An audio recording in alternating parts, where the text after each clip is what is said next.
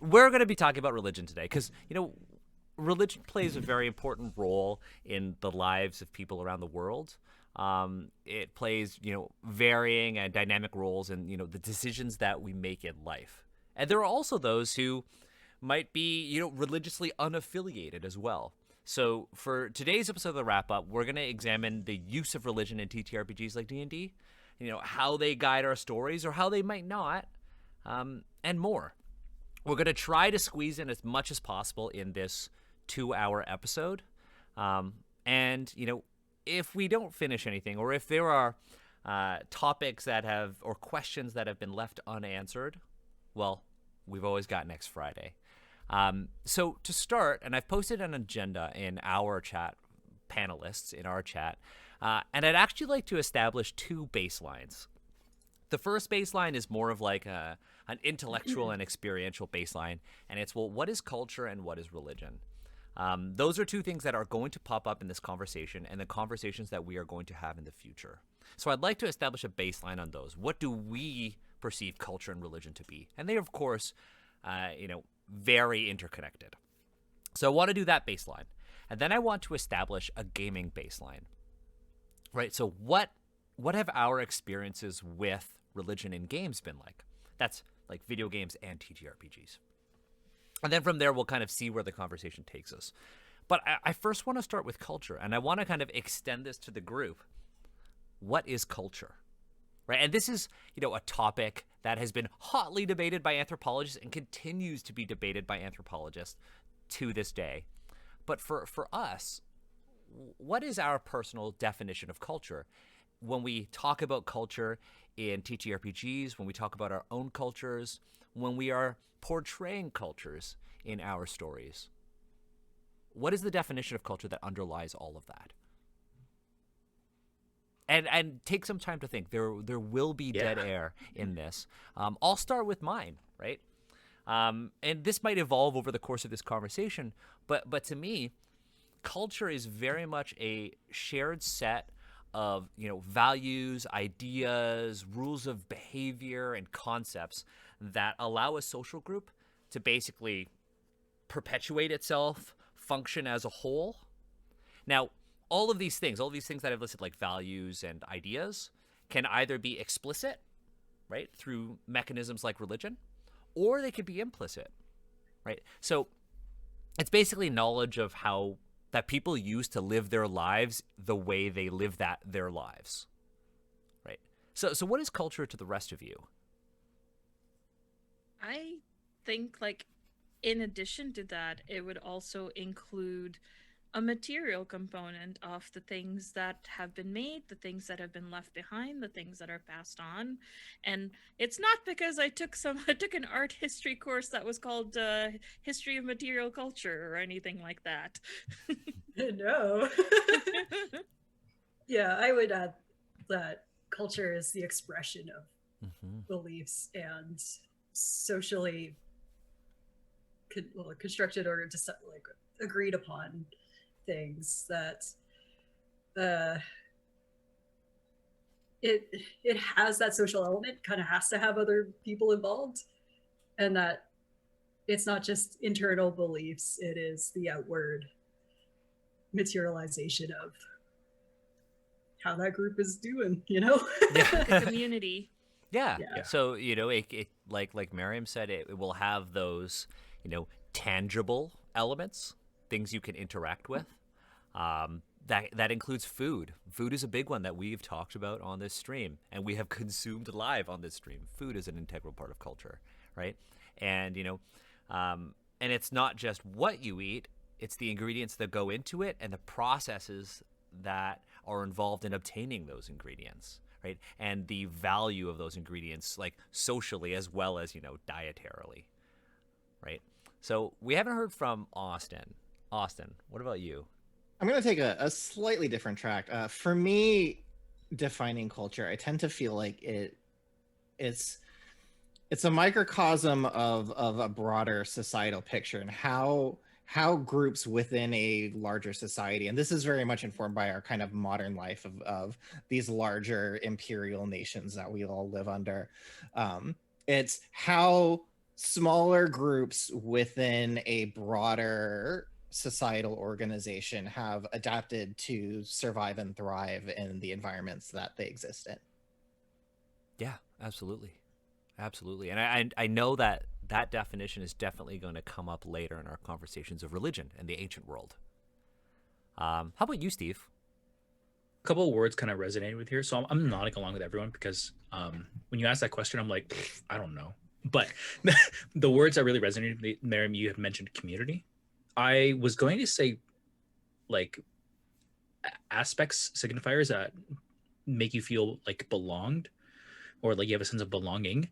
But community I like better because a lot of something that culture can do is also reject people. And so it's the opposite of belonging. It's the unbelonging. And I think community is better at encompassing that idea as well. And of course, that can cause a lot of harm and whatnot.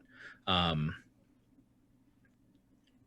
actually going to stop talking there because this topic has like a lot of stuff that needs to go on in my brain. And I'm not comfortable 100% just sharing it right now. So I'll stop there. Yeah, I you know what? I would love to eventually, and maybe not today, go back to that idea of harm. And that idea of that you have kind of put forth of culture being a mechanism for harm. I'm sure there are going to be people who disagree with this. This is something that I think we should talk about, and that's the idea of culture being a mechanism for creating social connectivity, right? And that social connectivity, like we've talked about, manifests in very different ways. And one of those Connectivity and disassociation. I would almost say. Yeah, for sure. And I think that's kind of what Steve was tying into, right? And now one of the mechanisms that kind of disassociates people, let's continue to use that, and kind of connects people or arranges people into groups, is religion, right? So what is religion, right? Between the six of us, we have all experienced religion in very different ways in our lives. For me, I am not a religious person. I would, I guess, consider myself a spiritual person, but in all of my travels and all of my studies, I have encountered many religions and have learned so much from all of them. But I would love to dive into, now that we kind of have a baseline understanding of what everyone else here is thinking about culture, I want to know what everyone else is thinking about religion. What is religion to you, right? Is religion a system that establishes motivations? Is it a system that basically conceptualizes an order of existence? What is religion? So this one, I'm like pretty confident in my idea of this. So a lot of like identity and whatnot comes with how you see yourself, how you see others and whatnot. But I think religion, I can very confidently say, specifically deals with concepts that are divine. And I use that word very specifically because I can't think of a better word that describes this kind of maybe cosmological, like this idea of like the cosmos, things much greater than you. I feel like religion very specifically helps people and helps cultures to decide where they might fall within that divinity itself. I think that definition also leaves a lot of interpretation and allows a wide breadth of different views of what it means to be divine. And I think that is why I'm so confident in saying that's how I see religion. So to kind of condense that into a single sentence, to you, religion is order that governs reality. Do you think it would be that? As it kind of relates to cosmology. No, I don't. I think that's actually quite specific for kind of how I feel about divinity. Cool. I don't necessarily see divinity as a natural order, but I do see it as something greater than individual people. Okay, cool. Anyone else? Anyone else want to add to this? I can go. Yeah. All right. So a bit of background. I grew up a Catholic. I went to parochial school through high school, and I'm what would be considered a lapsed Catholic or a recovering Catholic, depending on which term you prefer. For me, a lot of my early religious associations and kind of where a lot of what religion seemed to be working toward is death. Catholicism at least, has a lot of emphasis on death and the afterlife that is promised to come. A lot of what I say we, just because I am still culturally Catholic and I do still have that association. A lot of what we believe is based around that kind of idea of good works rewarded by salvation in the afterlife. And of course, guilt. Catholicism is especially concerned with making you feel really bad about your bad choices, is probably the best way I could say that. So that was a lot of my early association growing up, coming from a very poor parish, a very ethnically diverse. I believe we were the most ethnically diverse parish in the archdiocese, and also the poorest. Funny how that works.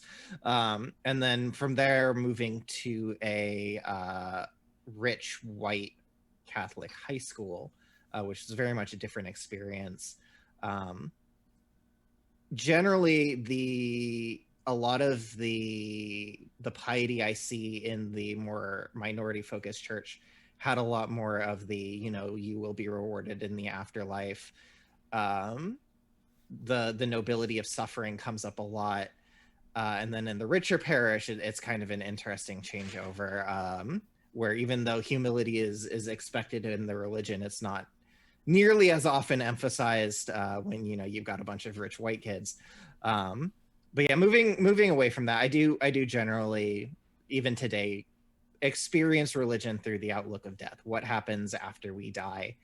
I don't really necessarily ascribe to the Catholic beliefs anymore. I'm a big fan of reincarnation, and that I don't say I believe in it, but I kind of hope that that's what's coming for me, just because that's the option that is most appealing to me personally. But for me, religion has always been about death and what comes after death. Sorry to interrupt, but Austin, I feel like this is going to come up later, but I wanted to share with you. I also went to a Catholic high school. My family is not Catholic or Christian at all. Me too. Though they sometimes say things and I'm like, where did this come from? Anyways, I went to a Catholic school by my own volition. I went out of grade school and I'm like, I want to go to Catholic school because I wanted the benefits of rich white kids. I just assumed that if I went to a Catholic school, this particular Catholic school, I would get a lot of the benefits and set myself up for future success. So a lot of I also have very complex emotions, some positive, some negative, about Catholicism in general. I want to and our education's very, very highly regarded, so it was a very, very good, if pragmatic, decision on your part. I want to segue into a really weird thing of I too went to a Catholic high school. I am Muslim and I was in a Muslim country. And it was one of my most liberal experiences of high school. How many of us went to Catholic high schools? Because I did too. And I Wait, did oh my not get any gosh. I particular didn't. benefits I did of not.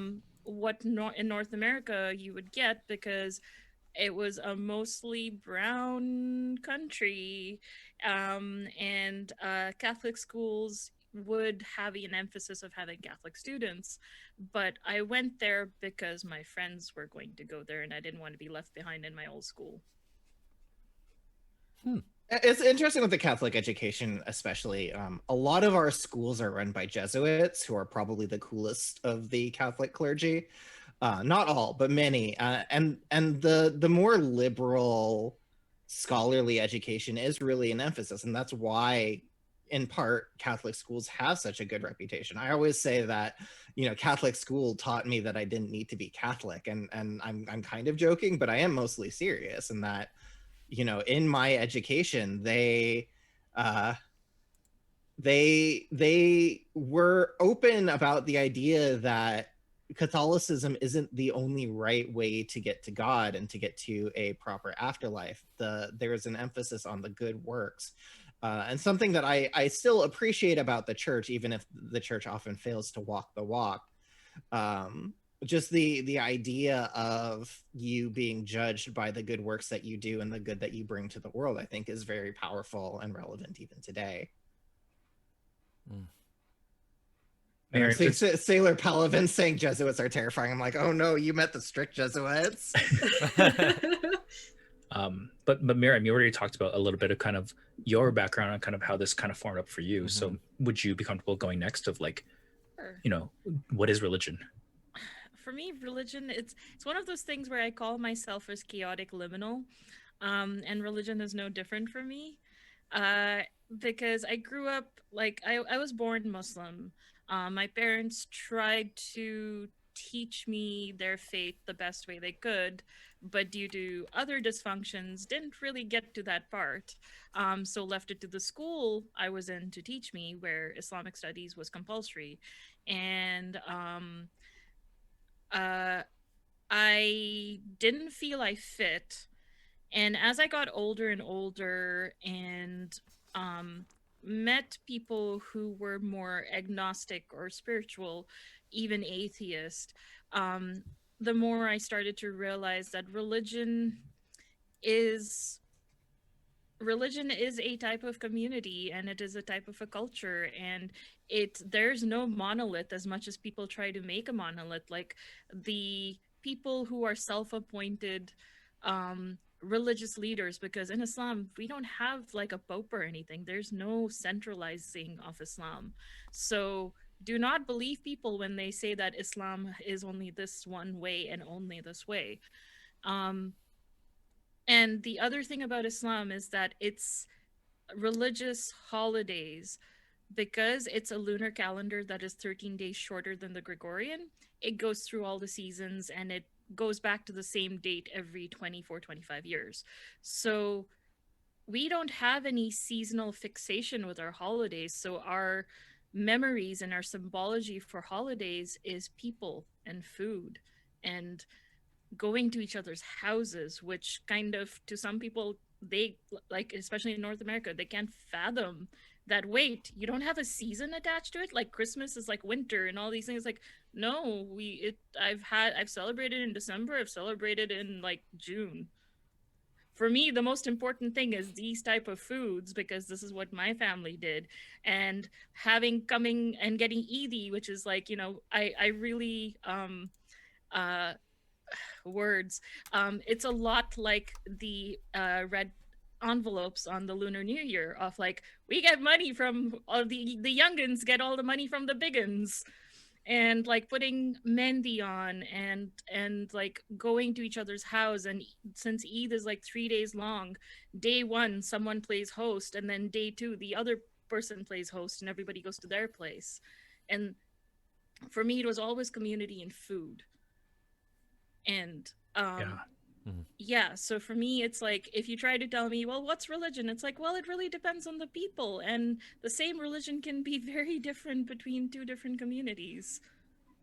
I like that, and I want us to hold on to that, especially when we dive into how religion is portrayed in D&D, right? How you've really emphasized, well, like, to me, my religious experience have, depend on the people who I am around, right?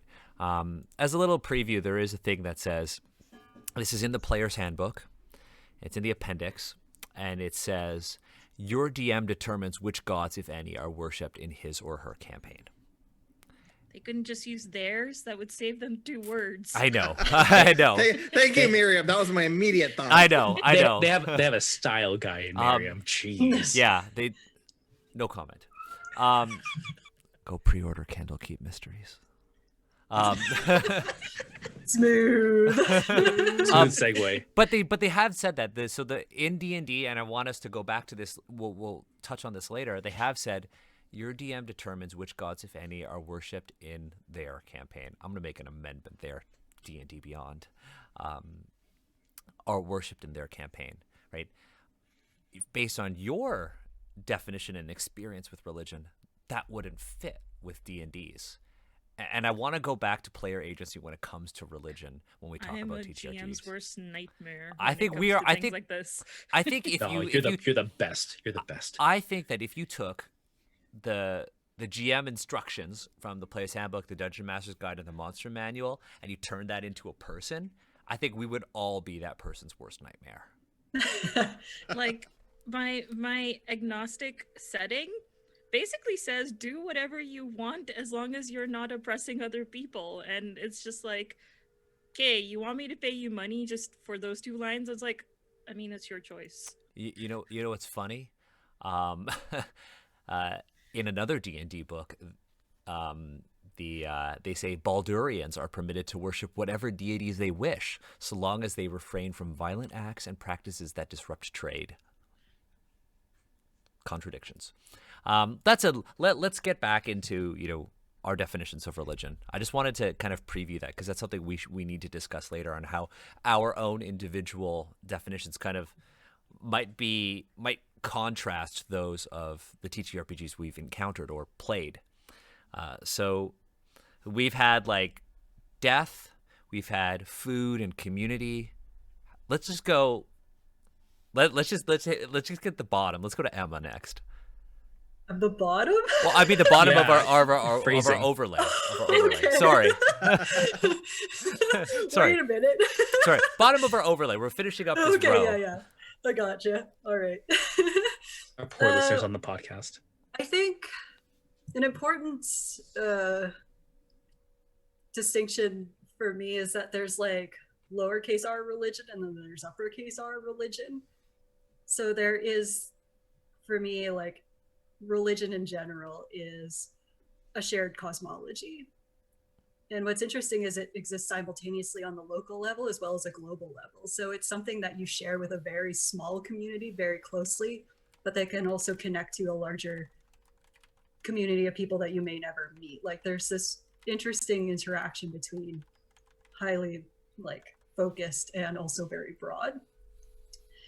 But then there's capital R religion, which is organized religion, which is like specific kinds of communities and rules that exist in almost independently of the cosmology.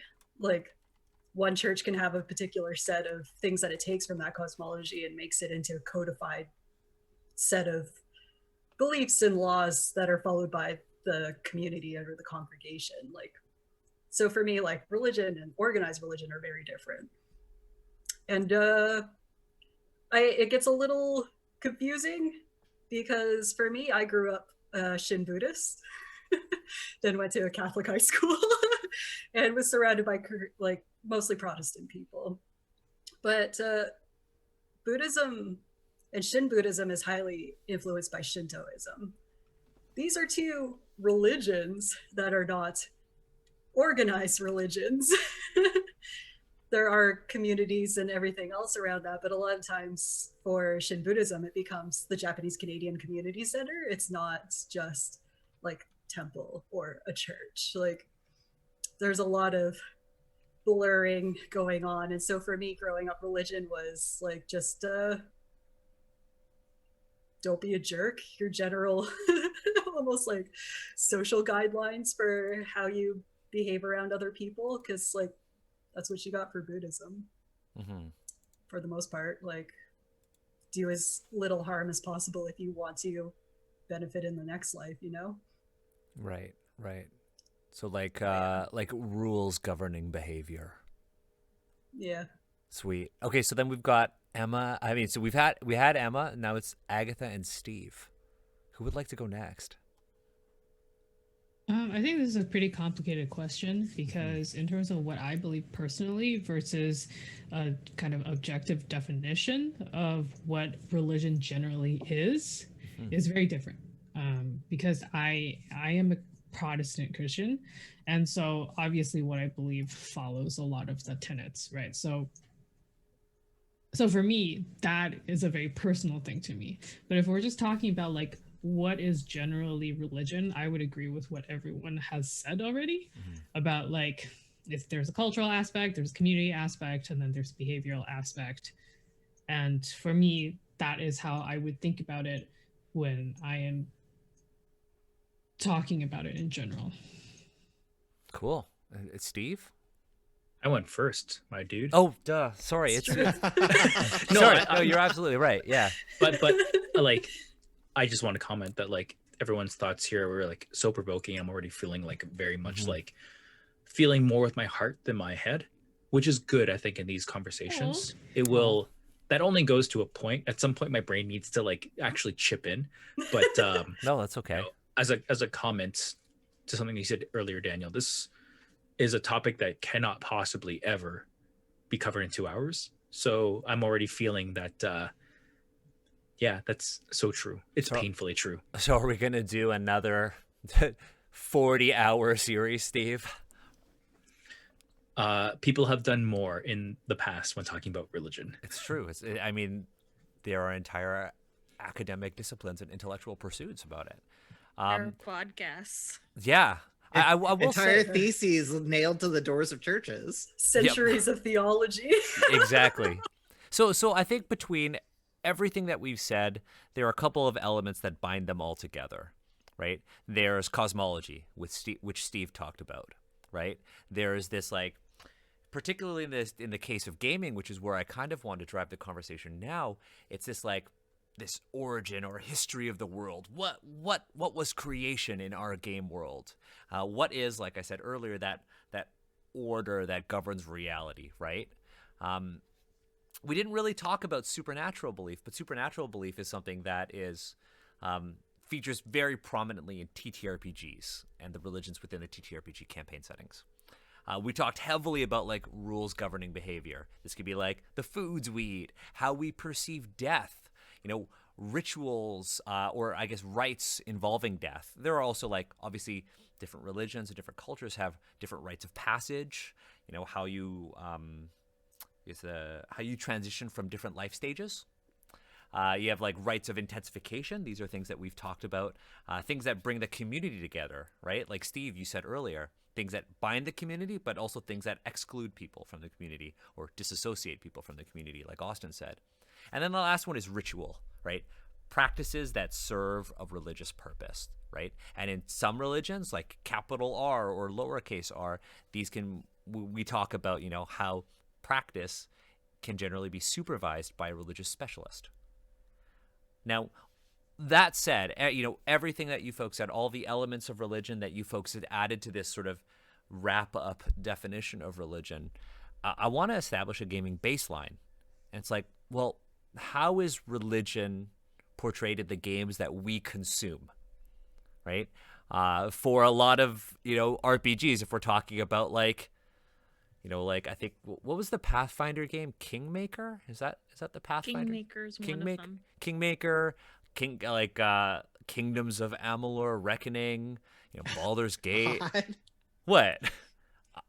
Wait, where I thought we were talking about TTRPGs. Well, I'm getting into that.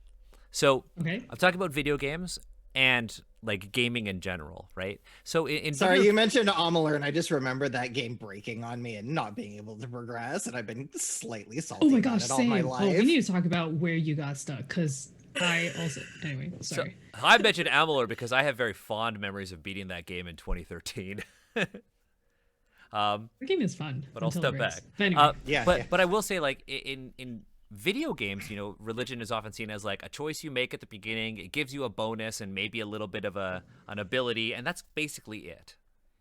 In TTRPGs like D&D, in the player's handbook, it says, and I've brought it up in front of me, religion is an important part of life in the worlds of the D&D multiverse. When gods walk the world, clerics channel divine power, evil cults perform dark sacrifices in subterranean lairs, and shining paladins stand like beacons against the darkness. It's hard to be ambivalent about the deities and deny their existence. Many people... go for it. oh, sorry. No, go ahead. Okay. Many people in the worlds of D&D worship different gods at different times and circumstances. People in the Forgotten Realms, for example, might pray to Sune for luck in love, making an offering to Waukeen before heading to the market, and pray to appease Talos when a severe storm blows in, all in the same day. Many people have a favorite among the gods, one whose ideals and teachings they make their own, and a few people dedicate themselves entirely to a single god, usually serving as a priest or champion of that god's ideals. Now, my experience with D&D has not been that, has not been what they've described. And I'm talking about multiple editions of D&D. My experience in TTRPGs with religion is that especially D&D, I have to insert it in there if I want to. And everyone at the table has to be as equally invested in having, religion be a part of our game, whether or not your character participates in it. But I'd like to know what everyone else's gaming baseline is with religion, be it in video games or TTRPGs. That's why I'm trying to include Emma with the video games thing.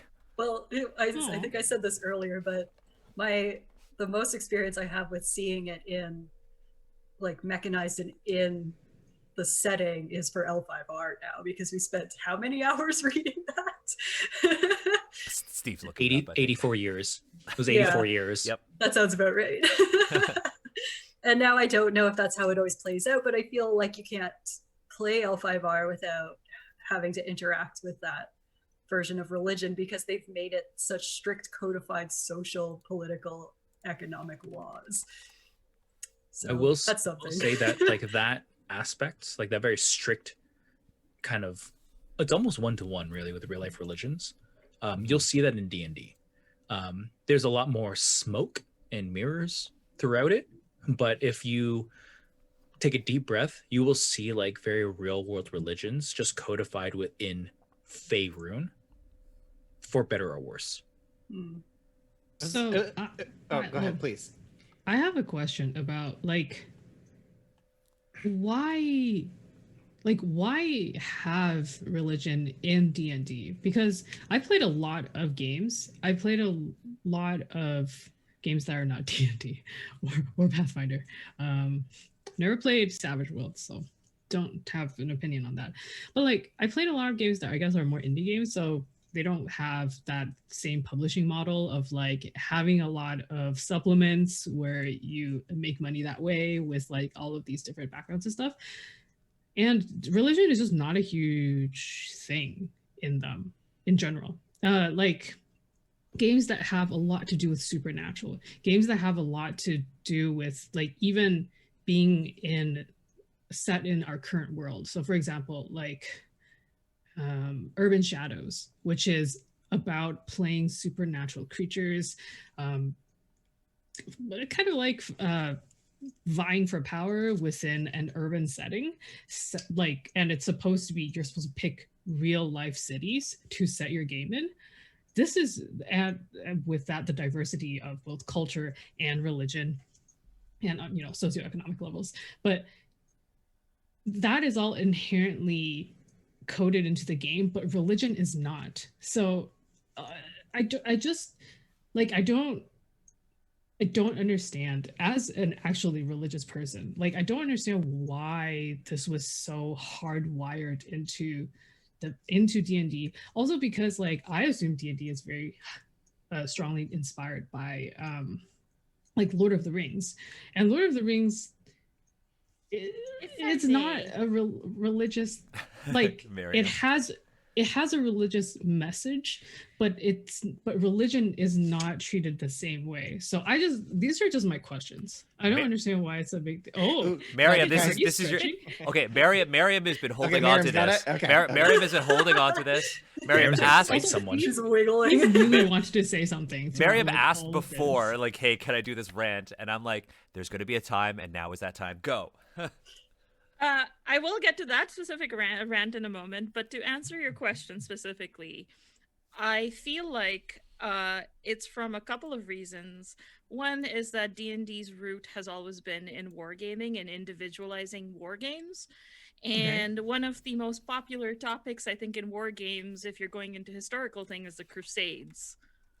And with Lord of the Rings and all of those things, it can the religion thing came in. I'm not saying it's a direct thing. I'm just saying these are various sources that I feel came into the original game and then over time just copied over without any sort of understanding where it's coming from.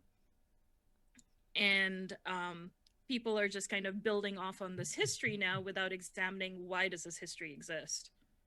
Yeah, I have I can see that. I think that makes sense, but at the same time, that brings up more questions for me, because the Crusades is very much like a Christian thing, right? Judeo-Christian thing, but like in D&D again, it's much more like a classical Greco-Roman sort of structure. So I think I'm confused. I think D&D's got. Oh, go Can on. oh yeah. So I actually own the original D&D box, the white box.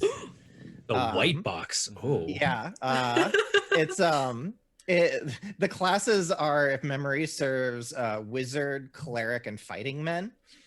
But my general understanding for kind of how D&D developed, and someone can certainly in chat correct me if I'm wrong, but the presence of the cleric specifically and the mechanical need to have healing came about and kind of in the flavor codified with that association of the kind of that Judeo-Christian association of healing with faith and religion. Jesus being that, that central figure of that inspiration of someone who goes forth and who heals, and mystical healing being the domain of gods. So my interpretation has always been kind of that the inclusion of religion in D&D's makeup is in no small part because of that association of the divine with this necessary power to heal that was needed from a mechanical standpoint to balance the game. Were paladins there in that edition No. as well? No. Okay, No. so that was a much later thing. Yeah, and fighting men were like a group of warriors, not just like a single fighter. It was literally fighting men. It's quite a thing. Paladin used to be a prestige kind of idea. Like you grew in to become paladin. I will also say this: there is this common. We hear it all the time that D&D grew out of wargaming, but there was a little bit more nuance to it. D&D grew out of wargaming groups that were actually looking for more narrative. So a lot of people are like, yeah, D&D is just people who want a war game. That's a little bit of, it's very reductive.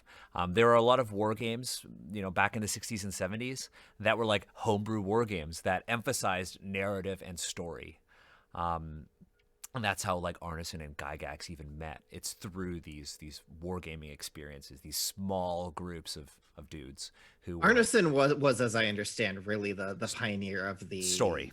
The story within the D&D concept. As most of the stories I hear goes, is Gygax had more of that wargaming route, and then Arneson had the more story driven, which Gygax loved, and then they kind of all came together and produced what we have now. And then the drama between the two, but that's a different podcast. Yes. Oh, yeah. Okay, so then my follow-up question, I guess, unless Daniel, you had somewhere else that you want to go with the conversation, but my question is religion necessary to include as the package of a game? Yeah, that's a really good. Oh, go ahead, Steve. Sorry. Thank you. So Agatha, I actually wanted to say that the first question you posed of like the place of religion and like why it's even there and things like that is something I've struggled with personally through all of my D&D games. Like it's always been such like a weird thing to have in there. I don't know why it's in there. I don't know what the game wants me to tell about religion. And now that I've like done this for over a decade, I've just decided that I'm going to use religion in the game how I view religion, which is to say that it is very personal and it's going to depend case by case by the individual character that is being played. So now, like if someone wants my game to play a cleric, I ask them like, what does faith actually mean? And I try to like play it kind of cool, kind of suave, but I'm trying to met out like, are you really interested in talking about faith? Because if you are, I'm willing to like set up the conditions and the constraints to allow you that framework to like really explore what it might mean to an individual person. But if they're not, if they're just kind of like, I want this faith because of D&D reasons, then I give them D&D reasons why they need to, which is it gives you power. It gives you like mystical supernatural powers, and you don't really need to go much deeper than that, which it's valid, but also generates a little bit of tension with me that I then need to like breathe and like work through, which it is what it is. I definitely think D&D is changing with how regarding your question, Agatha, with how it approaches religion. I mean, on one end, if you look at like older D&D character sheets, like if you look at the 3rd edition character sheet, there's a little section that says deity. You have to identify which deity you worship, right? Which I think they mean the deity that you favor, since, you know, in polytheistic religions, you kind of interact with many deities. Right. But now in D&D, the way I've always seen it in 5th edition, especially if you look at the religion skill. So if you look at the religion skill and what the definition of it is in the player's handbook, or the basic rules, it says your intelligence religion check measures your ability to recall lore about deities, rites and prayers, religious hierarchies, holy symbols, and the practices of secret cults. Now, the way I've always seen it, religion has been hard-coded into D&D and games similar to D&D like Pathfinder as a way to help people tell stories. It's there as a mechanical reason for characters like clerics and paladins to have power and to help them manifest that power in a storytelling sense, right? But it's also there to be like to justify these secret cults that worship these deities that are in opposition, or these mysterious symbols that you see, those tropes that we see in fantasy stories, right? The cults, the evil priests, things like that. And I firmly believe that's why this is like so hard coded into here, because it's like you said, Agatha. It's not really all that necessary. So basically, it in these only this specific genre of games, which granted is a very huge part of the TTRPG consumption, like where it takes a huge chunk of the kind of products that people consume. It's basically there for obviously for the mechanic to flavor mechanics, which is always fun. I'm about that, and also for plot hooks, I guess, and for like, and it seems like it's just a shorthand for people to decide how they want to role play, like a cultural background, except it's just flavored as a religious background instead. Go ahead. I do want to mention too, there is another less savory aspect of the religion as incorporated into D&D. I'm not as familiar with how 5e handles it, but I know traditionally one of the things that made groups like orcs acceptable targets to be slaughtered was that they worshipped an objectively evil god who needed to be put down. So that is another, I think, important aspect to acknowledge, and as to how D&D does treat religion, not only from the means to gain power, but also a way to divide the world into the righteous and the villain. Yeah, because so give. Oh, sorry. No, go ahead. Oh no, I was just gonna say, like, the deities in D&D, there were guidelines. Be like, okay, if you worship this deity, your alignment is generally going to be this. Right. So it's to give people like a moral high ground for making for the things that they will do in playing a game anyway. For paladins in 3rd edition specifically, it basically, you could only have your powers if you followed certain guidelines based on who your god or deity is. And if 3.5 paladins. From it, oh yeah. You gotta be lawful good. If you, I've played neutral ones. They're quite fun. But also, if you did anything, or your party members did anything that went against that moral code, you would lose your powers. Oh yeah, that's true. I'm playing Baldur's Gate with my partner and his family right now. And his dad is playing a paladin, and we keep on having to remake decisions so he can remain a paladin. Yeah. It's actually really amusing to me. And that has always been like interesting to me, because it's kind of like if the 6 of us were like, I don't know, going to the cottage, or like doing something. It was like, that was our adventure. and like I just made a decision that was like morally opposed to someone's religious beliefs, would that make you like lose everything basically that like defined who you were? And I'm like, what message are you trying to say in D&D about this? And I could never answer that. Yeah, and the thing what I said about lawful good was that in 3rd edition D&D, if you were a paladin, you had to be lawful good. And if you were not lawful good, you would lose your powers.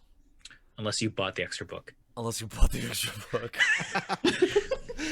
There are like 3 of them too. I feel like that's important to call out. You could buy the extra book, and like you could also not be. Yeah, well, there's a thing like having religion in your game also serves the purpose of, and I say this with air quotes for the podcast listeners, justifying the existence of the supernatural.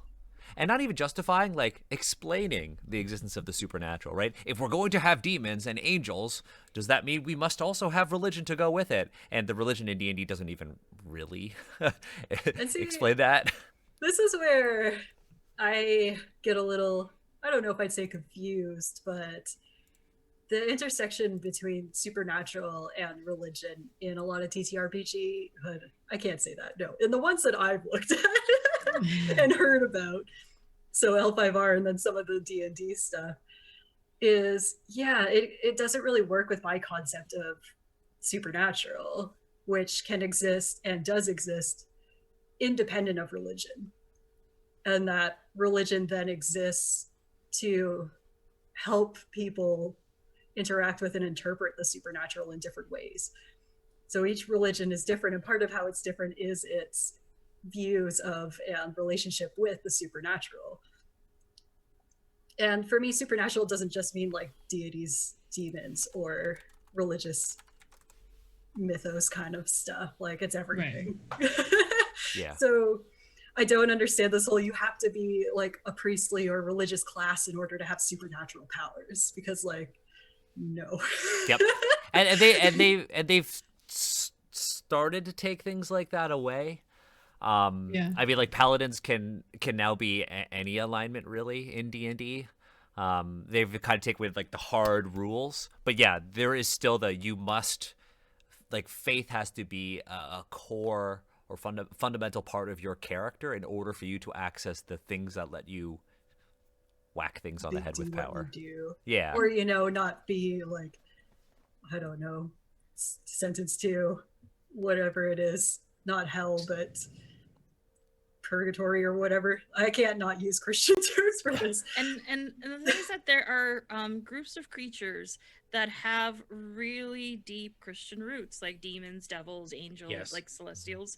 And for me, especially, and this is now, I'm going a little into my experience in writing, and especially writing to people who their first game will probably be D&D, of explaining, when I say demons, I do not mean D&D demons. When I say Rakshas, I definitely do not mean the D&D term of Rakshas. They're very different terms in South Asian mythology and have nothing to do what the concept is.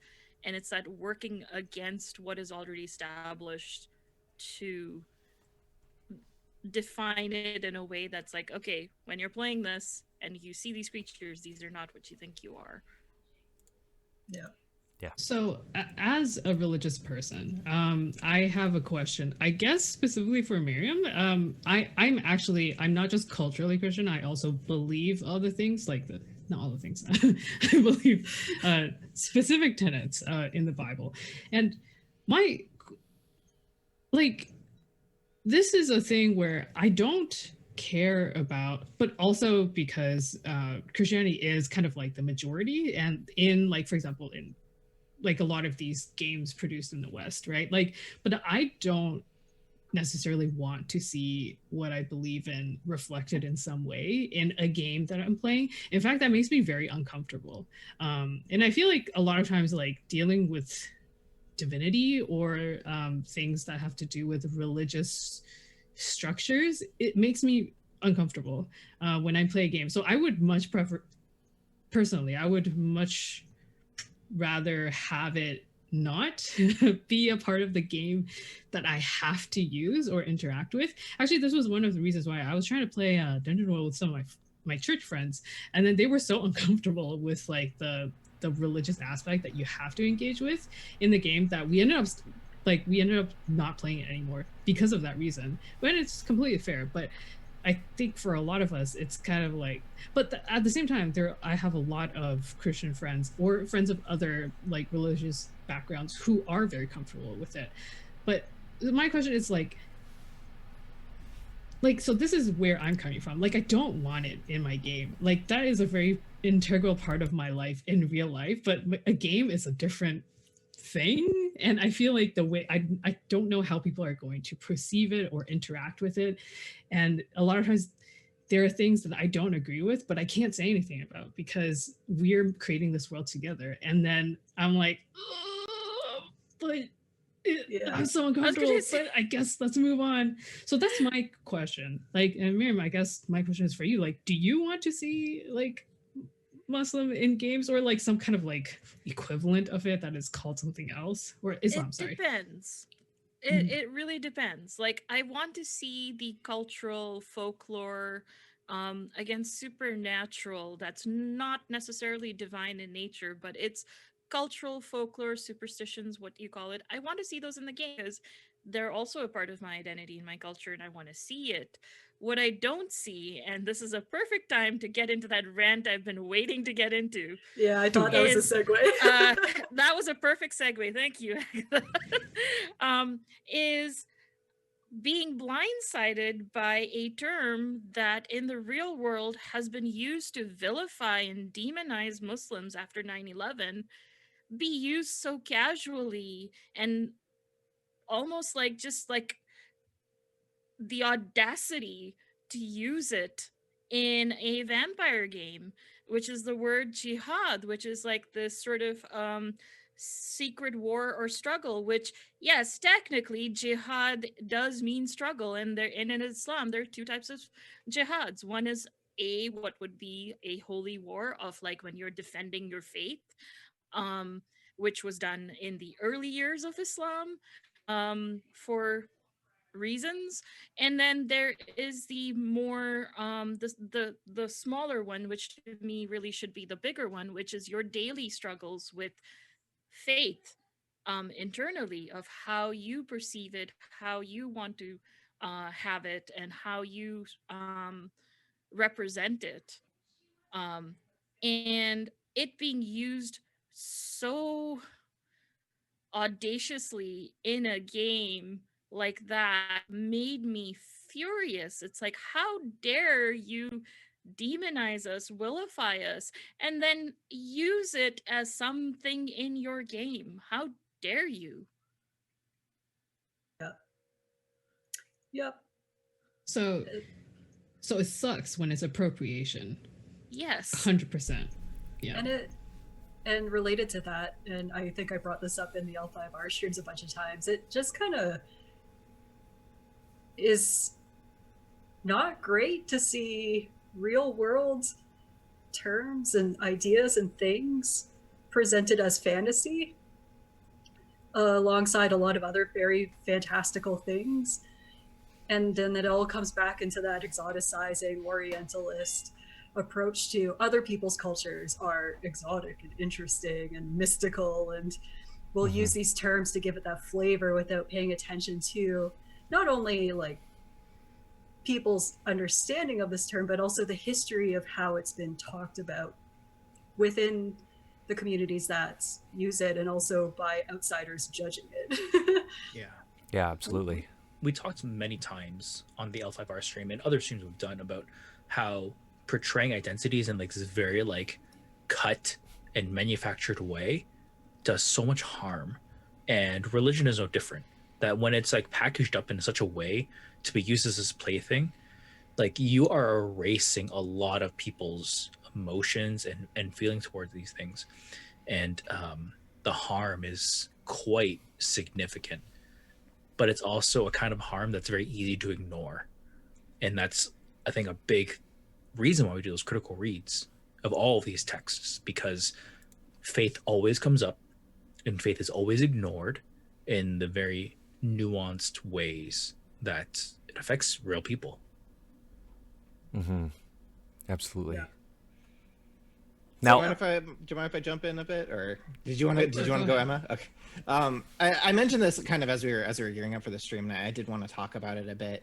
I've always personally felt a pretty strong anti-theist current within kind of the construction of D&D from the design standpoint, and a lot within the what one would I guess associate with the typical community, which has always been kind of interesting to me.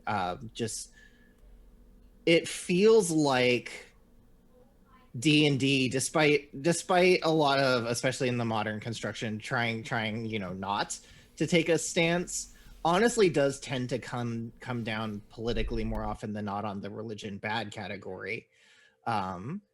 Especially like with Faerun and the Wall of the Faithless, which I feel needs to be mentioned, where if you don't worship a god, you will be nailed to this wall, and your life force will sustain it, and they will obliterate your soul. That's horrific. That is absolutely horrific, and that is built into the core of the setting. But Yeah. it wasn't just if you don't worship one, it's if you worship the wrong one. If that one doesn't like you back. I actually was thinking of making one of those yes/no flow charts, and it all kind Right. of ends with you being nailed to the wall. Yeah. to the wall. Emma, you should make you it. should. There is a sketch of the what is it? The Pantheous Clerk, where essentially it's a really funny skit, and I'll share the link at some point, of this guy coming to a game and being like, well, I'm a clerk of all these fates, and therefore I have all these abilities. And then the GM being like, really? This is how you want to play it? And then it's like, okay, cool. So you have this, you have that, but because that god hates that god, you now have negative levels. And then and the entire skit is basically of how the absurdity of it all. Don't forget, your soul is also a currency Yep. in the Yes. divine realms, Yes. which is like, excuse me, what? That is a pervasive coin. concept in D&D too. The idea that gods require worshippers even to survive. So I guess in that respect, it tries to cast it as this kind of symbiotic thing, but there's a pretty clear power imbalance here that is as a lot of these things are often just completely unaddressed. But in general, yeah, I've always felt that D&D specifically kind of hedges on along the lines of religion bad, and I feel like that outlook prevents it from really presenting religion in a thoughtful and nuanced way. If you're coming from Right. the paradigm that a religion is a drag on society, you don't really have anywhere to go from there. You Right. can't from that spin a positive portrayal. And I absolutely agree that many organized religions do cause a lot of harm, but I can't ignore the fact that they cause a lot of good too. It's much like the human condition. It is a dichotomy, and it is a complexity that I never really got the impression that the D&D team was willing to acknowledge and play out in the way that it really deserved. Yeah, I think like religion at its root in D&D is very much just like a tool to create narrative tension, whether it Right. be in power imbalances or literal conflict. I think the one thing that I have yet to see in a TTRPG, and I am looking for recommendations from our audience and from the rest of you, is that idea of ritual. And it's always been something that I've been so curious about. They mentioned prayer, but ritual isn't something that features very heavily in D&D. And in fact, I can only think of one example of how ritual and religion intersect in D&D in a way, and that's the Eye of Grumsh. And it is in 3.5 D&D, and it's a prestige class. You have to be an orc, and you have to poke out one of your eyes. You have to take out one of your eyes to be like Grumsh, the one-eyed god of the orcs.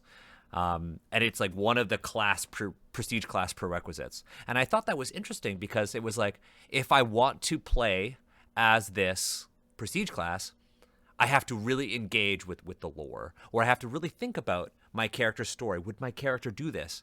Is my character willing to sacrifice a part of their body to be more like their deity? So I need to pause there because there's another god in D&D that also has an eye that has been cut out and also missing a hand. And it's, Vecna, yeah. But also Tyr is missing an eye.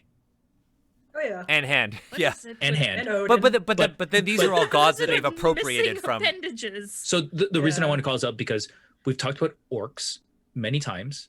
The fact that the orc god requires its worshippers to cut out an eye, but the Tyr worshippers don't.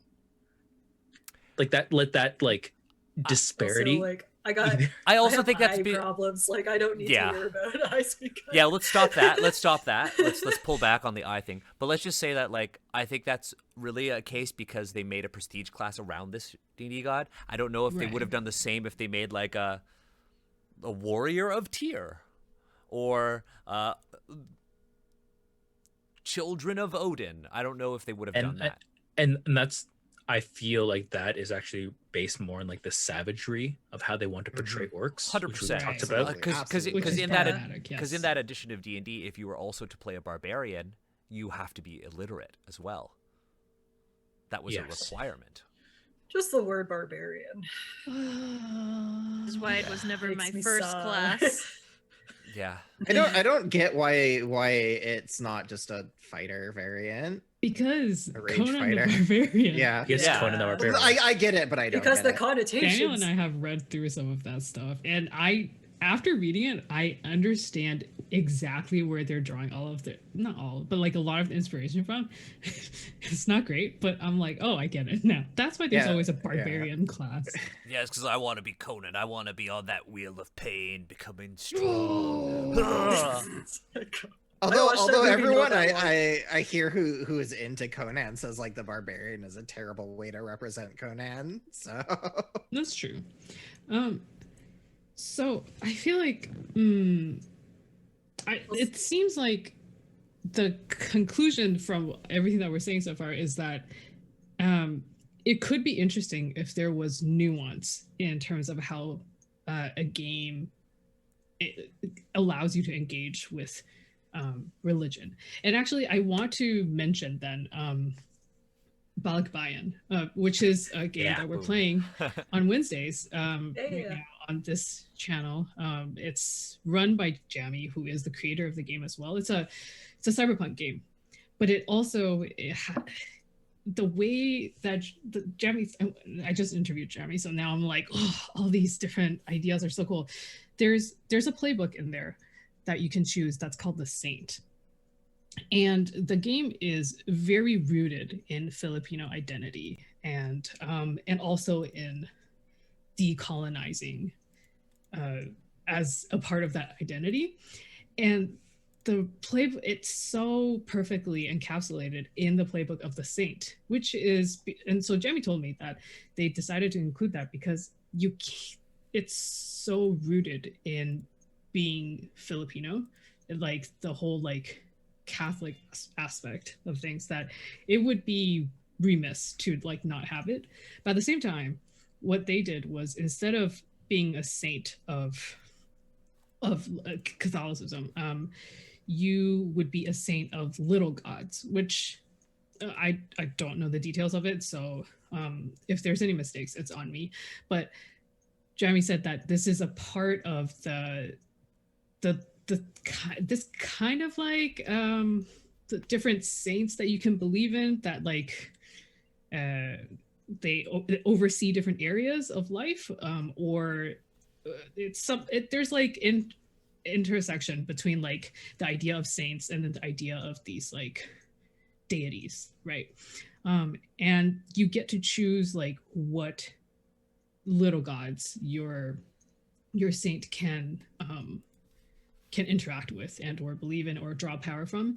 And I found that really interesting because it's both taking that part of the heritage and like the baggage of like of this history, and also reclaiming a different part of like Filipino folklore and culture within that playbook.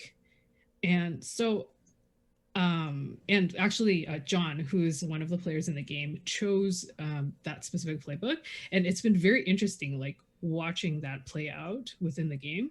So I feel like in some instances it is good to have that, as long as you give people a good context to draw from, and also the right kind of space to play in. And that it's a lot of work. That is also true. Yeah. Yeah. And it's a for everyone conversation. involved. Yeah, it's a conversation that has to happen at the table. Like, how do you want this to look like? Like, if you're going to play a character that's deeply religious, how is that going to affect the other players and everyone else's ability to tell a story too? And what does being religious mean for that Mm-hmm. individual? Because it plays out in very different ways.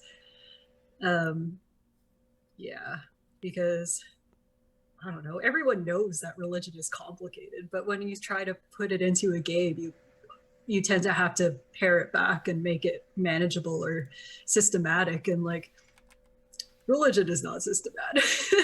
Right. It most certainly is not. And it's almost like you have to have it. Oh, sorry, go ahead. Oh, I was just gonna sort of like, and to reiterate, like, even if we were to, file off serial numbers of real world religions and cultural understandings of it, like, even in like, Hinduism, for as an example, the way one god is revered and worshipped and rituals, and even the different festivals very, very differently from each region. Like in October, you have Diwali, or what would be the equivalent of a harvest festival, because in research I figured out most of these things have a root in a harvest festival. And you have Durga Puja in Bengal, whereas you have essentially Navratri in Gujarat, and they're all kind of leading to the same thing of they happen in October and November. They are kind of based on similar concepts, but the way they're celebrated, the way they're portrayed, the way everything's done is vastly different. So you can't have a one size fits all cookie cutter thing to religion. You have to let each individual define it, and in a kind of GM homework way, it's less work for you and it's more engaging and meaningful to the players to let them define that. So we've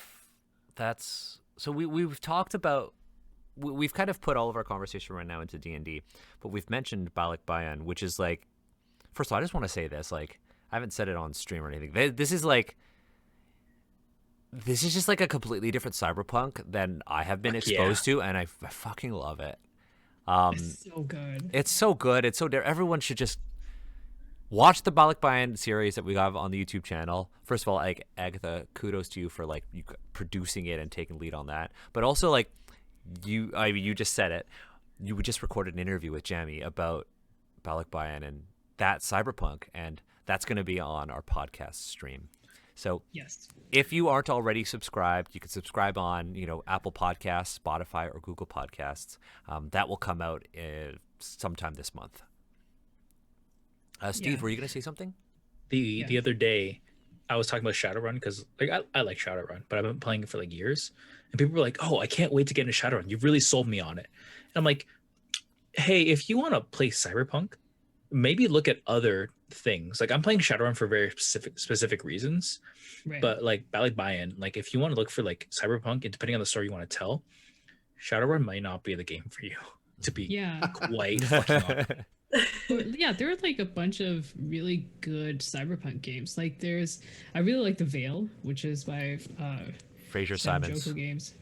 Fraser Simons. And there's there's another one that's specifically about heisting. Anyway, it's called The Sprawl. We can talk about that.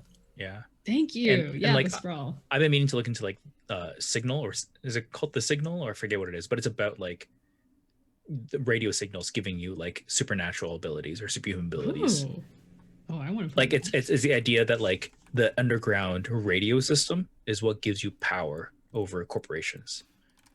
Oh, Oh, and that's the kinda neat. signal kills fascists or something like that. I think that's what it's called. Yeah, I in my head it's got the signal, but it could be. Love it. It absolutely could be called that. That is also a great album name. See, I just thought of that But- game, Damn the Man, Save the Music. Yeah. Yeah. Yeah. Which is a different kind of game. But I actually, now that we were talking about games and nuance, how do you address like religion with nuance? I think so far it seems to be that we're like, well, maybe don't include it in there unless you're prepared to kind of like pour more resource into like making it nuanced and like for people to interact with. And that reminds me of a game called Monsegur 1244, based on the real life event. Like I think it's the Chateau de Monsegur, where the Cathars were in 1244, and a bunch of them. It's actually a very tragic event where a lot of them were burned to death for like their beliefs. And this game is specifically about the people that were there. Well, I mean, but obviously it's like different roles and different types of people that could have been there, and then their stories that they tell and whether they choose to stay or not within this kind of like historically inspired game. And I haven't played it yet, but I've always wanted to. I've played other things within the same system, and it's really a game about how people relate to each other, about why you stay in a place, about what you believe in the face of adversity, both for yourself and for the people you care about. And I actually feel like that is a really good game. I've read through the game, and it's an amazing exploration of faith, actually. And I feel like it's very sensitively treated. And also, I think because the premise is so intense and tragic, and also based on real life, it kind of automatically, there's a word for it, but like the people who choose to play it are kind of already mentally prepared to engage with it in a thoughtful way, because that's literally what you have to do when you play this game. And I feel like, in a way, that is a really good way of doing it, of exploring religion, or one aspect of religion in a game, in a tabletop role-playing game. So what I'm going to do is I'm going to link to all of these games that have been mentioned in the description of the YouTube video or on the podcast, so that you folks can check out these games. That said, Agatha, you've mentioned a whole bunch right now. Emma has mentioned L5R. Not as a recommendation. Not as a recommendation, but you have mentioned another game in discussion. It's the one. Well, I've read the core book.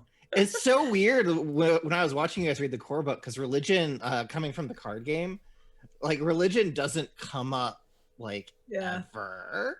So I was like, what's all this religious crap doing in here? Where did all this come from? And that's the thing, like they make the foundations of the game the religion. Even though it kind of isn't, but they say it is. They're like, but she has a religion. I'm like, I don't believe you. No. Yeah. This idea that you have to start your game with a creation story, throw that away. Just like put it in the garbage. You do not need a creation story. Yeah. Seriously, put it in the garbage, because unless you're going to talk about faith, don't start with a creation story.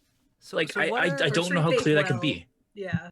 Okay, so what are some Because other? it does not treat faith well. What are some other examples then of TTRPGs that we could that either use? So Miriam has also mentioned World of Darkness. So that either use as an anti-example. Yes. So that's what I'm saying. That either use religion poorly, like L5R World of Darkness, or use faith and religion well, like Balak Bayan. Like, what are some other examples from the rest of the panel? Like, I would love to know, like, or how have you incorporated it into your games? I ask this to Steve and Austin. I'm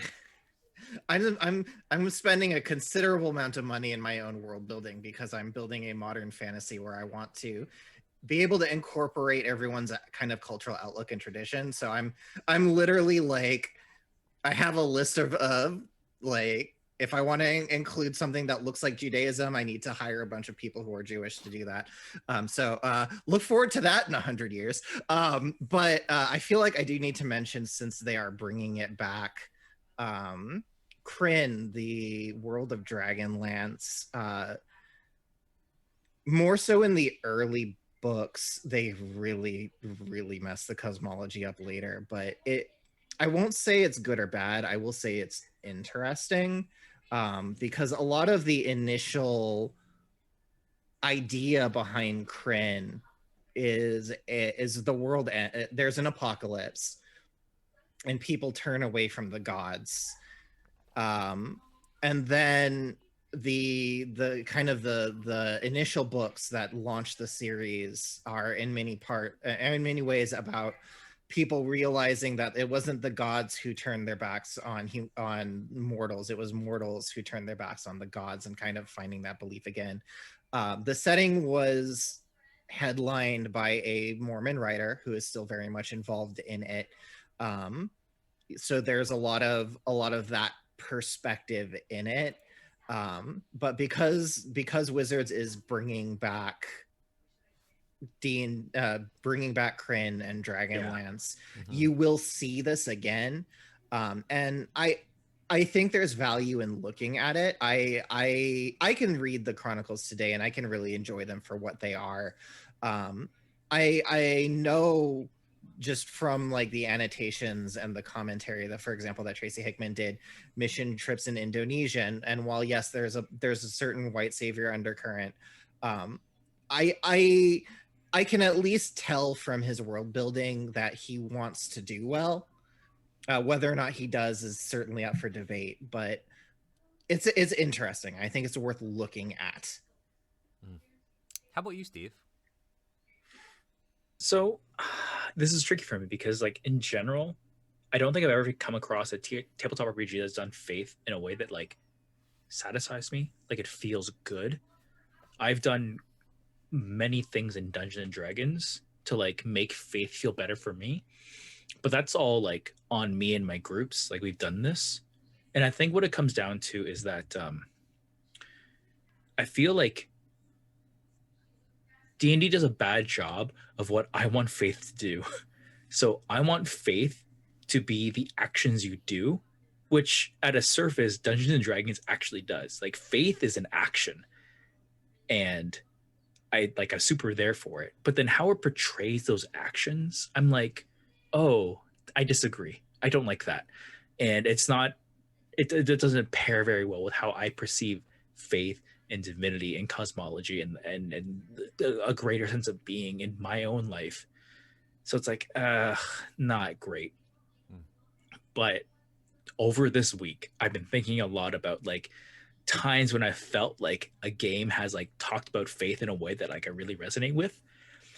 And I don't know if listeners are going to be like, oh, that makes sense or not, but it's Mass Effect 2 with Legion, who is a Geth. And this is like a deep cut. But without going into detail, the Geth are an AI, and they have reached singularity, they've reached sentience, and they wipe out their oppressors completely and make them leave the entire planet. And the Geth are like, we can be our own people, we can like do what we want now, we are free.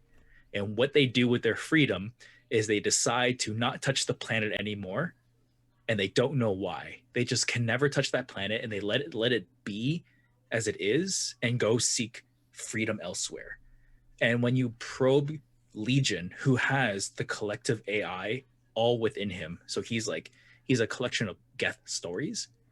When you probe him about it, he's like, the closest thing I can describe this as is a grave. And he's like, we don't know why we've decided to do this, but we know we had to. And we've decided that that planet is a sacred site and we will never touch it again, knowing that they had done a horrible violence on other people. And they never Steve, I'm having Legion feelings again. It's all your fault. Yeah, I gotta go back and play Mass Effect 2 again. But the fact matter is, everyone's still like, no. Legion understands an action.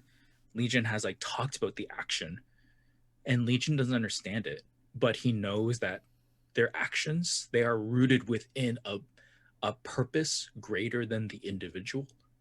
And to tie it all back to the idea of divinity and things greater than yourself, that is the greatest religious experience I've ever experienced in a video game. Should we be streaming Mass Effect 2 when the remaster drops on this Oh channel? my gosh, yes. Good. Yeah. But just Mass Effect 2. You can Just two. kind of let the other two. Who cares go, about the other two? Yeah. Oh, I like the first one too. Okay. But I have yet to play those. They're great. First one's pretty good. It's I hope messy. Two is Miriam, the peak. Miriam, I two's hope neat. I have sold you on it, because like that It's conversation with so Legion, good. it's like 10 minutes. Like it's just 10 minutes of the game, but 100% makes everything worth it. But Yeah, you it's also get other characters who like dive into identity in ways that, in my opinion, up to that point, have never been like explored. So Yeah. No spoilers. I know that I've been really like, I want to talk about more games, but I do want to recommend to the viewer actually 2 more games that specifically are dealing with real life religions, I guess. Not dealing with, but exploring that. So one of them is Dogs in the Vineyard, classic game by by Vincent Baker.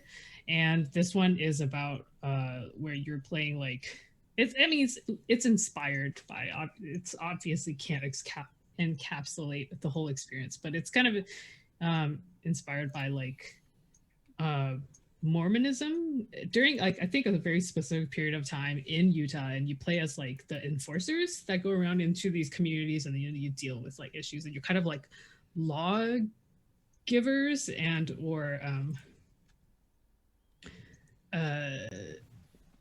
yeah, so basically that's kind of like one game that talks about that. I haven't played it, so I can't really say how well it explores it, but I think I remember listening to an interview where he talks about like why he decided to choose that, and then who he talked to in order to kind of create this game. And another game is called Dream Apart, and you can buy it. It's like Dream Askew and Dream Apart are two of the same set that you can buy.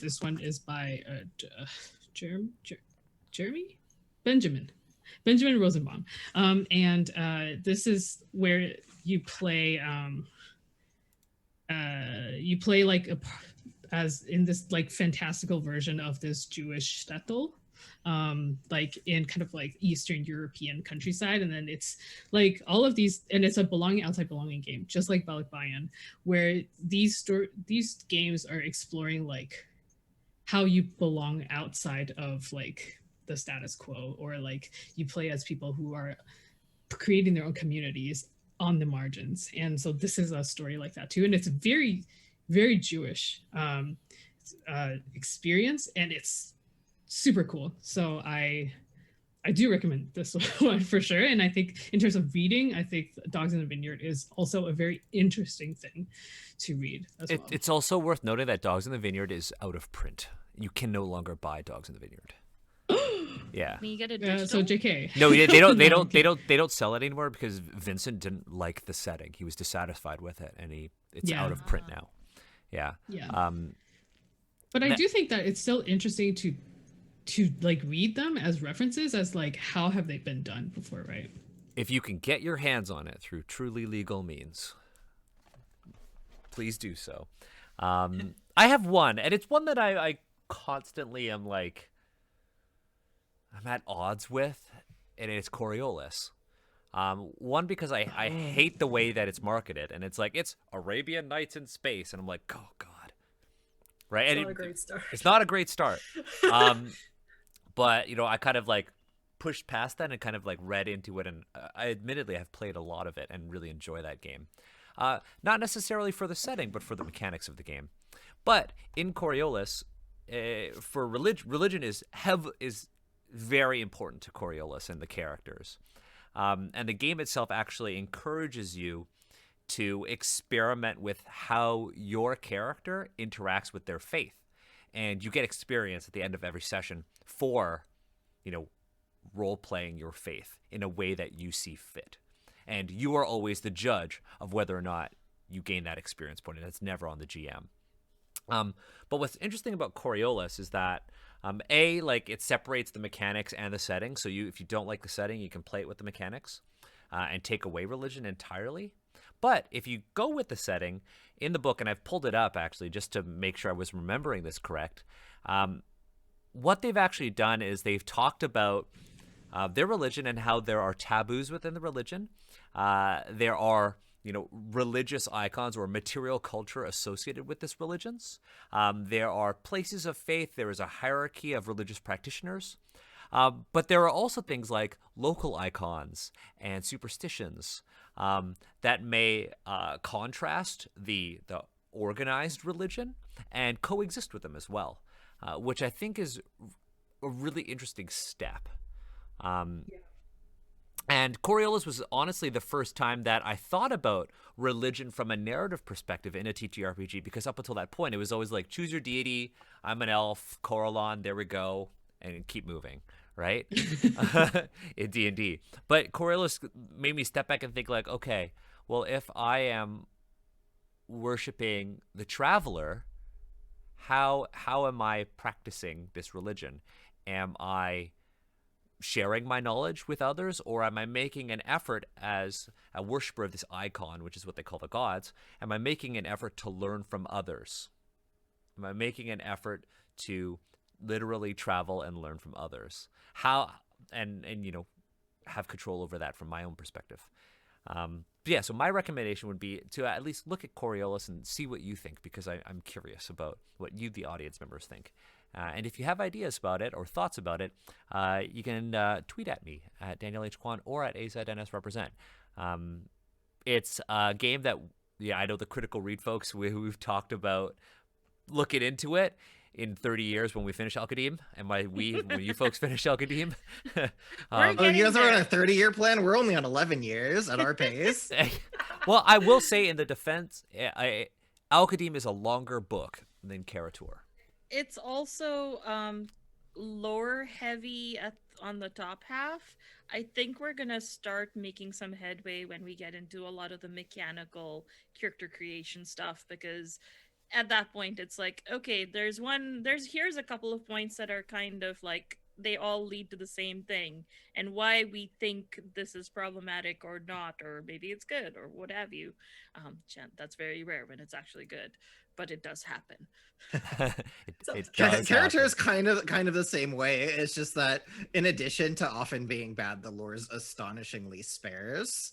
Yeah, That's such a good way. It's like there's like no lore, and when there is lore, it's either, most of the time it's just hilariously bad. Yeah, when there's lore, you're like, wait, did they just say that?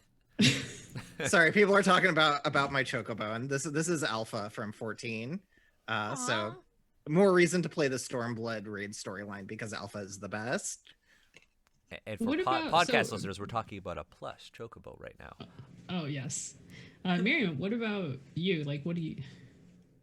Yeah, so this is sort of maybe slightly self-indulgent, because I'm doing a lot of work right now for upcoming seasons of things I'm in, and one of the games I'm GMing as a sort of, we're going to do it for this season only, is Monster of the Week, and it's set in Sarzamin, the campaign setting I'm writing. Oh damn. The thing is, Monster of the Week by itself, if you take away me trying to run it in Sarzamin, it's pretty good for the genre it's trying to portray, which is that kind of TV supernatural Buffy the Vampire Slayer, that entire genre. It's pretty good for if you want to play that genre.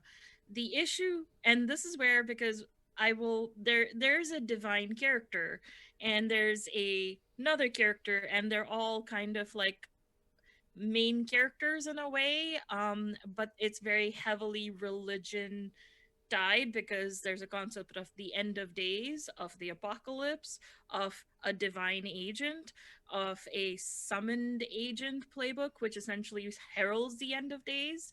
And it's like, I had to spend a good chunk of our character creation thing adapting it to Sarzamin, which doesn't deal with these concepts. It's not that there isn't these high divine cosmological stakes. It's very different, and having that entire discussion. So it's one of those things where Monster of the Week has sort of faith in it because it plays on a very common genre. At the same time, if you want to play something that's not Christian Judaic sort of a thing, you have to really heavily modify it.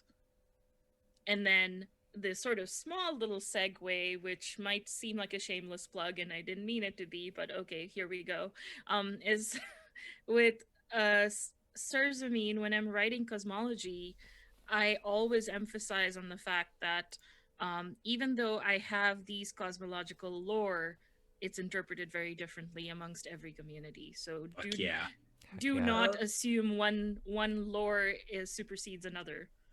One lord ruled them all. Yeah. Well, that said, we're running out of time. So I would love, Miriam, this is your first time on the wrap up. I would love for you to shamelessly plug whatever you've got going on. What have you got going on, and where can people find you on the internet? Oh boy. All right. This is like those radio ads where you say everything in like the last 10 seconds. So you can find me on Twitter at media_junkie. I am currently involved in 2 very big projects that I am super excited about. One is the Mustafirs podcast is back with a season 2 cast. We just had that announcement. Heck yeah. And we're going to be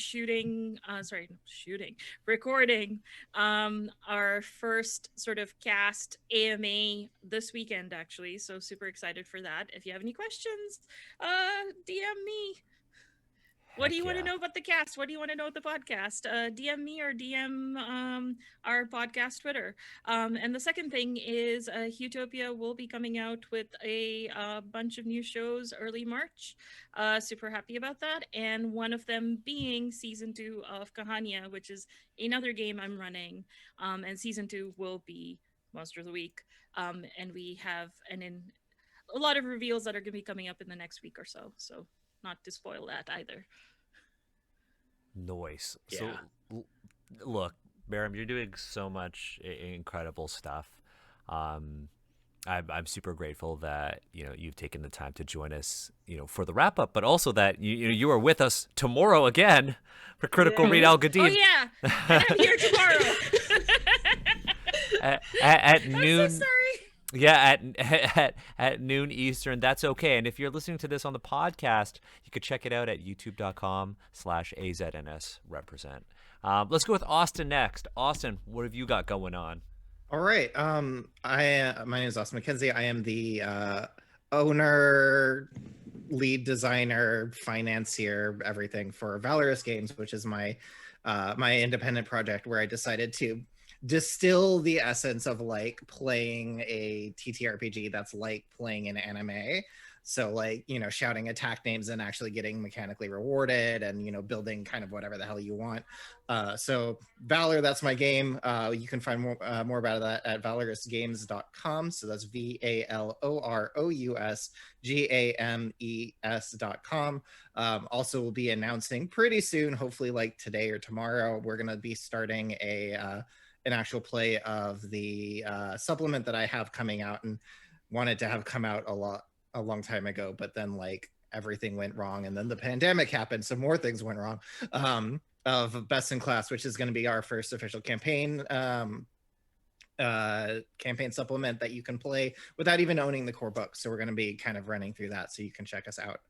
But yeah, that's me. I do a lot of Valor and then I work so that I can pay to do more Valor. That's awesome. And of course, you are a part of our Asia's Read Caricature cast. And your first episode with us was the last episode. And it's the latest one. That episode got real deep. It was a good app. It was great. Really dug into the infrastructure. the map. I like how we like. Did we get deep or did I just scream about roads for half an hour? Well, I think you've established, Austin, that is going to be, you're the map person. Be like, Austin, where's this on the map? Yeah. Navigator. I like how we reeled you in by saying it's all jokes, and then it got like really serious. Turns out we tell all of our jokes while crying. Welcome to Ace Represent. Jeez. So how about you, Emma? Where can people find you on the internet? What have you got going on? Yeah. My name is Emma Yasui. I'm on Twitter as Starchiologist. So I cramp starch and archaeology together because, hey, I'm an archaeologist. And I was on here today because Daniel asked me to talk about how like religion is treated by archaeologists, because it's really helpful when talking about world building, because archaeology is essentially world building based on like material remains. But yeah, we didn't do that, so maybe another time.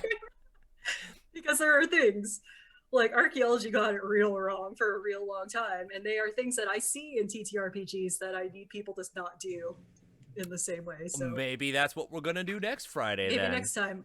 Otherwise, I'm working on my thesis. I am teaching classes at the University of Toronto, and not very active on Twitter, but you feel free to come check me out on Twitter if you want.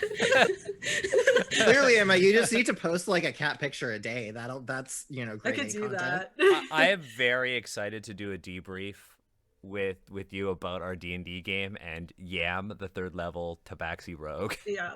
We've Level also been planning to 3. do a debrief about the L5R stream. Yep. And I've kind of been secretly, not so secretly, working on like a homebrew of L5R that I would like to run by you at some point. What? Yo, Yes. Emma. These are things I'm doing. But yeah, that's me. And you know what was funny is that, like, every time you're on, Emma, you're always like, I'm new to the TTRPG scene, I'm not doing much, and you're like, I'm rewriting L5R. I have what I think is a really good idea, but I don't know, so I need to throw it out. Actually, Emma, I would love to take a look at that, because I played the hell out of the card game when I was a kid. And like I kind of got some of the lore, but not a lot, so I didn't see like all of the yikes. So I'm super into that. Well, I'm going to try and rein in the yikes and, fuck the lore and keep it like L5R, but with a twist. There were a couple of yikes in it. No, just a couple of yikes. Just a few. Just a few. So but yeah, anyways. Well, that's like a bombshell of a news piece. I'm so excited to see that, Emma. That's fantastic. Yeah. I am amused with my own ideas, so we'll see if it's okay. I'm imagining you. Like, I'm imagining like you at night L5R, writing and so just be like, Oh my gosh, I can see that. and I'm imagining like Someone Hunter, could your be cat, better. is there, and then Emma's just like, Crab Clan, taint. I'm very excited. How do you? So Steve's next. Steve, how do you top that? I don't. But Yeah. if people just want to see me just talk about myself and how I am like working through the quarantine and how I'm trying to like focus on body positivity through these trying times, and how I've like got like a good power belly going on, you can follow me at DEEEM Steve on Twitter, and later on I'll be talking as we get more details on Unbreakable Volume 2, which I'm editing for, which is the second volume, of course, of a it's several volumes actually on one-shot adventures for a variety of RPG enthusiasts, all written by Asian voices, all edited by Asian voices, and illustrated by Asian voices. And I'm very excited and feel very blessed to be part of it. So yeah, follow me on Twitter. Sick. How about you, Agatha? You can find me still on Wednesdays. We have 2 more sessions of Balak Into the Dark. Things are really ramping up. Things are getting serious. There was an arena battle that became really sad in the previous session. So check us out. And also, the videos are being uploaded onto YouTube. So if you ever want to check out the system and how it's run, do it up Agents Rep YouTube channel. And also follow me on Twitter at Mighty Shrimp with 2 Y's. I post about games and also my cats, and also memes that I think are funny. So if you care about any of those and things, food, and don't forget food. food, and also like casting calls or idea. Like I'm looking for more ideas for the next thing that we're gonna have on Wednesdays. So if there's a game that you really want to see, tweet at me. I'll put it on a list. Heck yeah. And then, of course, Agatha, you are also on Asians Read Tour now, alongside Austin. Yeah. It's true. My picture isn't in the. I know, it's visual, in the new but- one. It's in the new one. But I exist. It was a You do surprise. exist. Confirmed. She was there. Yeah. Confirmed, Agatha exists. So I'm super excited you're also on that, because I gotta say, I think with each episode of Tour, we're getting better, and then each episode of Al-Qadim, I'm just learning so goddamn much with that stream. It's so good. It hits me so hard. I'm like sitting here Al-Qadim is amazing. producing and just being like, wow. And we have a guest joining our cast this Saturday for Al-Qadim, and that's Safia, and I am very excited for Safia to join us. Cannot wait. In terms of my stuff, my name is Daniel. You can find me on Twitter at Daniel H. Kwan. In terms of stuff I've got going on, I'm one of the editors for Unbreakable as well, but not Volume 2, but Unbreakable Revolution. I was a writer for the upcoming Candlekeep Mysteries book that Wizards of the Coast is putting out. It's a new D&D 5e book that comes out March 16th. I got to see my preview of it, and I'm very proud of how I was able to work within their structure and to minimize as much Tour harm as possible. I know you have like hundreds and hundreds of NDAs on you, but Daniel, can we get like a little Yeah, for taste sure. of what we can expect in Candlekeep? Because I'm sneak always peek. trying pulling Yeah, information out of you. Yeah, EA? I'll talk a little bit about it. Actually, I'm doing an interview for Dragon Talk next Tuesday as well. So the for Candlekeep, I was very adamant that Tour, the words Tour, will not be in my adventure, and they are not. The only Forgotten Realms sort of word that's really Asian identifying that's in it is show. It does show up once, and that's the consequences of having to work within that structure. I am super happy with the art. Wizards sent me the preview of my adventure, and I looked at the art, and I was like, damn, these some powerful Asian characters. Yeah. I can't Nice. wait. I can't wait. They're dope. And I got a really good laugh out of this too. I was actually cackling for like 10 minutes. The map that they used is very much like a tidied up version of the map that I drew. So I like to say that like I drew a map for this as well. And they took my shitty map draft and actually used it. It looks good. But in my head, I'm gonna say I also did cartography for a D&D book. Hey. But yeah, I've got that next Tuesday. So on the 23rd of February, 6 p.m. to 8 p.m. Eastern. I'm gonna be on the Roll20 Twitch channel for their indie showcase. B is the GM, and they are going to be running a little game called Ross Rifles that I wrote. Nice. So I get to actually play my game instead of just running it. So I'm very excited to do that. The cast is just can't wait. So yeah, I've got that going on. I've got one other NDA project that I think is going well. It's coming out this year, so it's got to be announced soon. When that is finally announced, I will finally go into greater detail about what I want to do with that as it pertains to Asians Represent. But at this point, I will say I'm more excited about this project that I'm working on than I was for Candlekeep. Ooh. And it's just, I cannot wait for it to come out. But yeah, I'm bound by NDA. Can't say anything about that, but let me promise you, it is going to be dope. There's hella Asian representation. Oh yeah. And that means Can I we're sing going to do some stuff praises here. for Ross Rifles? That it was one of the first PBTA games I ever played, and that was at, I forget which con it was, but I just remember it was like It was at Metatopia 2018. Yes. It was amazing. That game was amazing. Thank you so much for A, writing it, and B, running it, and I got to play it. Thank you. That means a Yay. lot.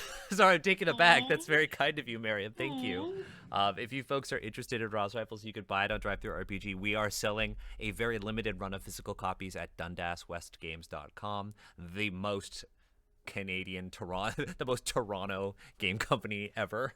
The logo is a pigeon. The logo is a pigeon. them sky rats. Yeah.